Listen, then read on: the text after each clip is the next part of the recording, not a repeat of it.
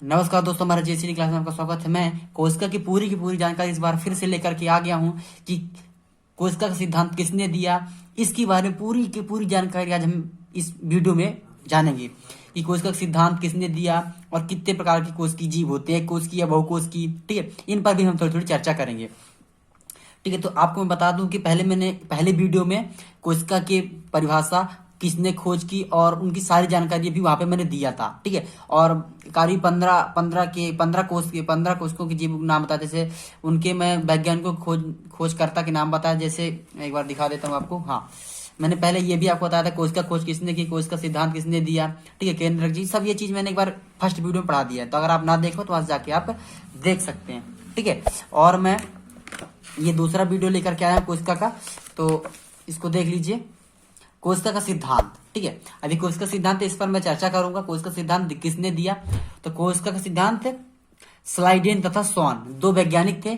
Schleiden तथा स्वान, ये दो वैज्ञानिक थे जिन्होंने कोशिका का सिद्धांत दिया। ठीक है, स्लाइडेन तथा स्वान नामक वैज्ञानिक ने कोशिका का सिद्धांत दिया। मैंने पहले ही बता चुका पहले वीडियो में।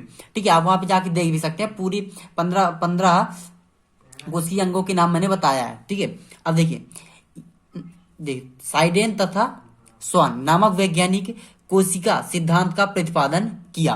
ठीक, आप इसको देख लिए।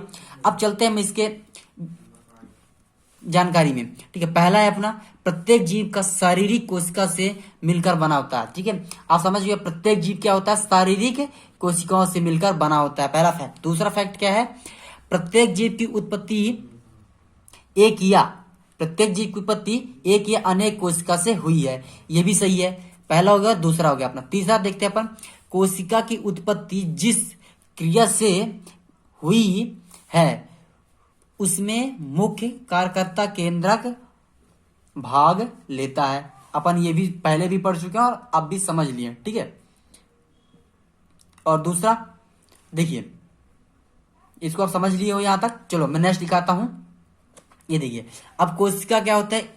कुछ कोशिकीय एक जीव होते हैं, मतलब एक कोशिकीय जीव होते हैं। कुछ जीव होते हैं जो बहुकोशिकीय जीव होते हैं।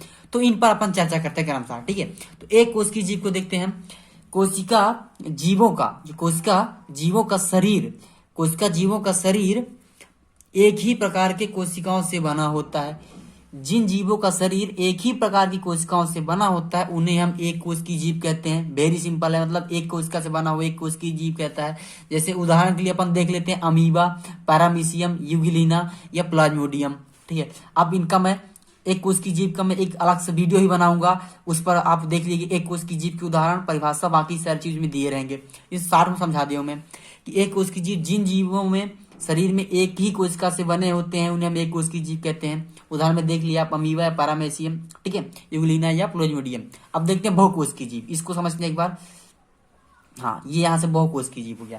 बहुकोशिकीय जीव क्या है? जिन जीवों का शरीर एक से अधिक कोशिका से मिलकर बना होता है उन्हें हम बहुकोशिकीय जीव कहते हैं। जैसे उदाहरण के लिए मनुष्य या कोई भी जीव जंतु ले लीजिए।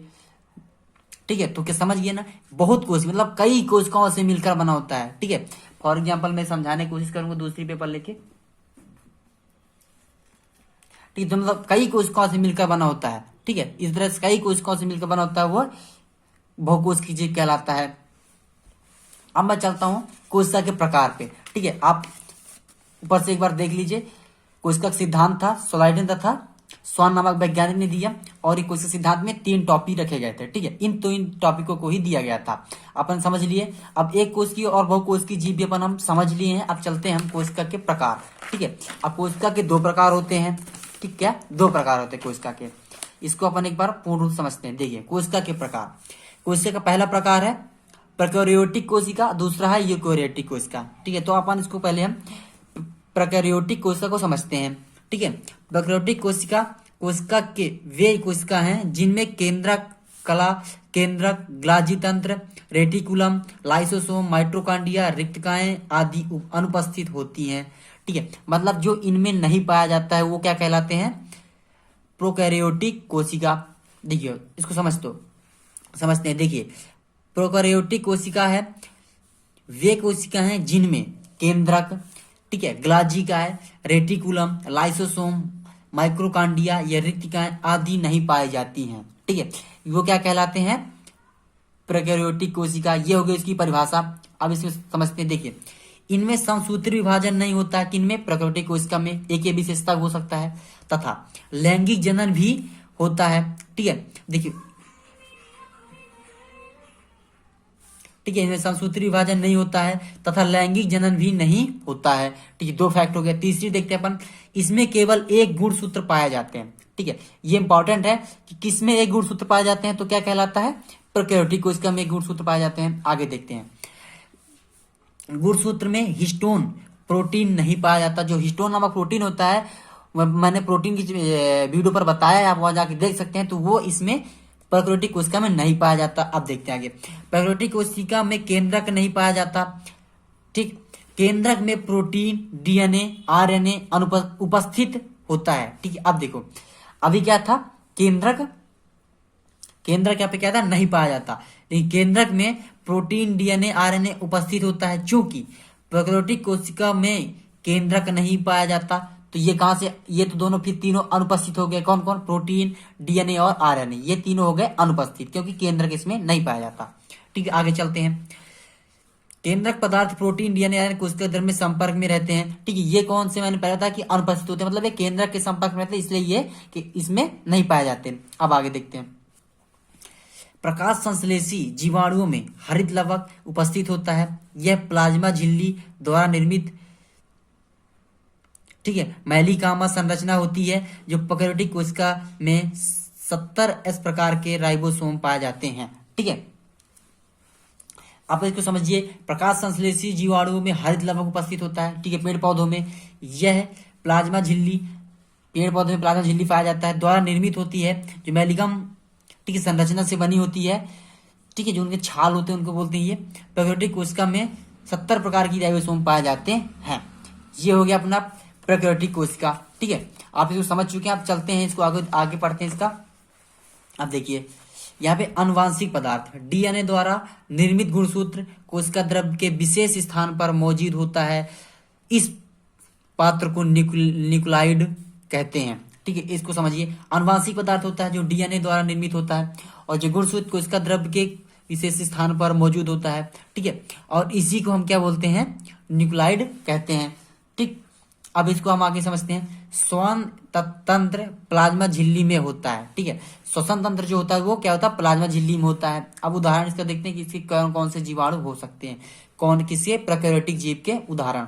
ठीक है, अब देखिए, जीवाणु, विषाणु, बैक्टीरिया फेजेज, पीपीएलओ, ठीक है, रिकेट्स, नील हरित शैवाल, साइनोबैक्टीरिया आदि, ये जो क्या है, ये अपने प्रोकैरियोटिक कोशिका के उदाहरण है। ठीक है, ये पूछ सकता है आपसे कि आप क्वेश्चन इसमें क्या पूछ सकता है आपके एग्जाम में, प्रोकैरियोटिक कोशिका कोई 2 उदाहरण बताओ।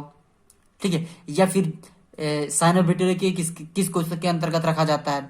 ठीक है, तो ये होगा, यहां से ऐसा आंसर क्वेश्चन पूछ सकता है। ठीक है, अब चलते हैं, दूसरा है यूकैरियोटिक कोशिका। ठीक है, अब इसको समझते हैं, यूकैरियोटिक कोशिका। देखिए, यूकैरियोटिक कोशिका ने वे कोशिका हैं जिनमें केंद्रक, कला, ग्लाजिका, हरित लवक, प्लाज्मोडियम, रेटिकुलम, लाइसोसोम, माइटोकॉन्ड्रिया उपस्थित होते हैं। उनमें समसूत्री विभाजन होता है तथा लैंगिक जनन भी होता है। इनमें एक से अधिक गुणसूत्र पाए जाते हैं। गुणसूत्र में हिस्टोन प्रोटीन भी पाया जाता है। इस प्रकार की कोशिका को केंद्रक में पूर्ण विकसित होता है, चारों ओर से दोहरी झिल्ली में से घिरा होता है। केंद्रक में प्रोटीन, डीएनए आदि सब पाया जाता है। देखिए, जस्ट उसका अपोजिट है, मतलब प्रोकैरियोटिक में ये कुछ नहीं पाए जाते थे, और यूकैरियोटिक में ये सब चीज उपस्थित होते हैं, मतलब पाए जाते हैं। ठीक है, अब इसको समझो, इसमें आप पढ़ लीजिए, सिंपल इसको आप पढ़ सकते हैं। एक बार मैंने उसको समझा दिया, तो उसको सिंपल समझ लीजिए। इसमें ये सब चीज पाए जाते हैं, कौन कौन, केंद्रक है, ग्लाजिका है, माइटोकॉन्ड्रिया, हरित लवक है, इंडोप्लाज्मा है ना, रेटिकुलम, लाइसोसोम, ये सब चीज उपस्थित होते हैं। ठीक है, इसमें डीएनए भी उपस्थित होता है, आरएनए भी उपस्थित, केंद्रक उपस्थित होता है, तो ये भी होंगे, और प्रोटीन भी उपस्थित होता है। ठीक है, ये चीज सारी चीज इसमें उपस्थित होती है। ठीक,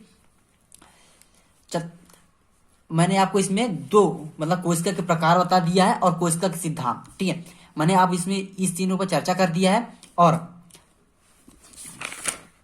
ठीक है, आप इसके उदाहरण भी देख लीजिए एक बार।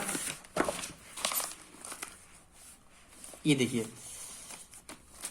यूकैरियोटिक कोशिका में 80 प्रकार के राइबोसोम पाए जाते हैं।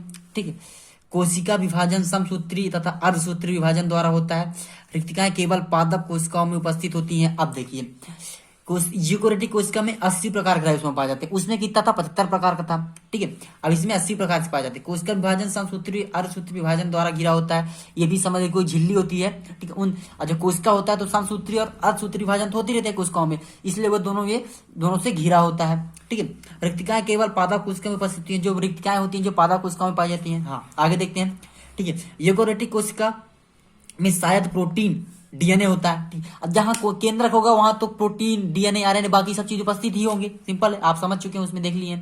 इस प्रकार की कोशिकाओं विषाणु, जीवाणु, नीलहरी शैवाल, आर्कियोबैक्टीरिया, साइनोबैक्टीरिया आदि को छोड़कर अन्य सभी यूकोरियोटिक कोशिकाओं में आते हैं। ठीक है, मतलब जो उदाहरण जो प्रोकैरियोटिक का था उसमें ये नहीं आएंगे। अब इसके देखो मुख्यतः 2 उदाहरण है, पादप और जंतु कोशिका। तो मैं इनको पादप कोशिका और जंतु कोशिका को मैं अलग अलग आपको पढ़ाऊंगा कि पादप कोशिका क्या है और जंतु कोशिका क्या है, फिर इनमें अंतर भी समझाऊंगा और आपको मैं प्रोकैरियोटिक और यूकोरियोटिक में अंतर भी समझाऊंगा। ठीक है, तब तक मैं मिलता हूँ अगले वीडियो में। जय हिंद, वंदे मातरम। अगर मेरे चैनल पे नए हैं तो चैनल सब्सक्राइब कर लीजिए, बेल आइकन दबा लीजिए, ताकि आपको कोई भी दिक्कत हो तो आप हमें कमेंट करके कमेंट सेक्शन में बता सकते हैं। और साथ में हमें आप चाहे तो अगर ज्यादा दिक्कत हो रही तो आप हमें कॉल करके हमसे जानकारी ले सकते हैं। तब तक मिलते हैं हम आपसे अगले वीडियो में। धन्यवाद। मैं अपना कांटेक्ट नंबर दे देता हूं वहां पे, आप वहां से ले लीजिए। ठीक है, आप उसमें कॉल कीजिएगा अदर टाइम पे। ठीक है, ये नंबर है मेरा। ठीक, आप इस पे 10 बजे से 5 बजे के बीच में ही कॉल करें। और व्हाट्सएप ग्रुप में ज्वाइन करना चाहते हैं तो आप इसी नंबर पे व्हाट्सएप एसएमएस कीजिए, अपना नाम और क्लास लिख दीजिएगा साथ में। तब तक के लिए जय हिंद, वंदे मातरम। मिलते हैं अगले वीडियो के साथ आपसे। मैं जल्द से जल्द इसका न्यू वीडियो ला रहा हूं। पादप कोशिका और जंतु कोशिका अलग अलग पढ़ाऊंगा। जंतु कोशिका क्या है पूरे इमेज सहित और पादप कोशिका भी इमेज सहित पढ़ाऊंगा। मिलते हैं अगली कोशिका में। धन्यवाद।